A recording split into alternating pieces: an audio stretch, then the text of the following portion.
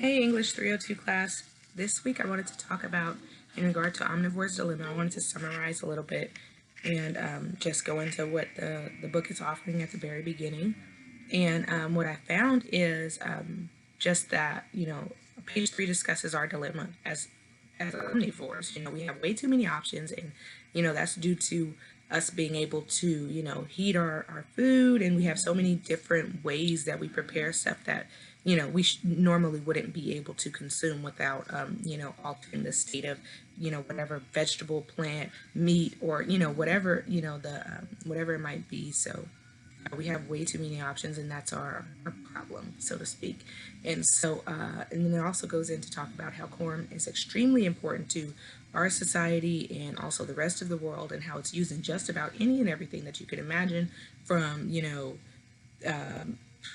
what do you say, from toothpaste, all the way to the, stuff that you eat and things that you wear. And so I wanted to talk about also cause and effect, us eating corn and exploiting it. So on page 24, it reads, General Sheridan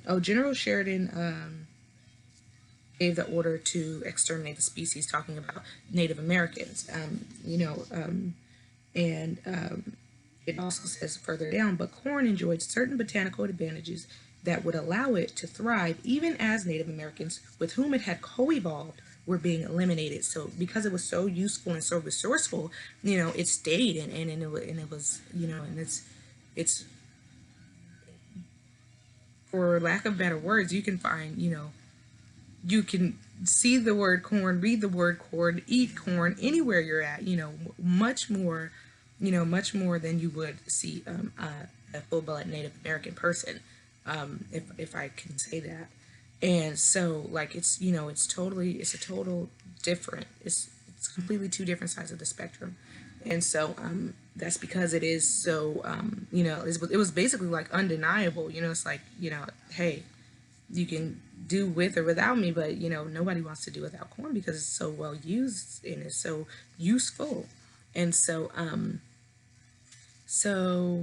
I want to talk about that, and cause and effect. So yeah, so the cause of us continuing to use corn creates a dependency, and so us depending on corn so very much, it might cause a later effect of us being really reliant on it to the point where we wouldn't know what to do without it. And so I just wanted to talk about that a little bit, or just bring that up. And then a call to action, I wanted to talk about we need to basically, as a human race, especially as Americans, stop consuming so much corn, because even even Mexicans who were self-proclaimed Maya's people, they're the corn people.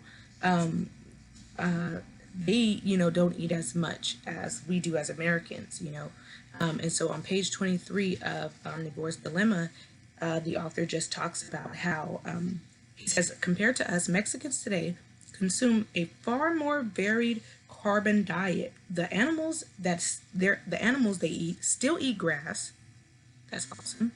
And much of their protein comes from legumes, and they still sweeten their beverages with cane sugar, which we don't. A lot of stuff, everything you read, what is it? High fructose corn syrup, and so and it it makes a difference in taste, and it makes a difference in our health as well. And so I just wanted to suggest that as little corn based products that you could keep in your diet, do that, because it's just so much and so bad. But that's all for this week, and yeah, hopefully you guys take my advice.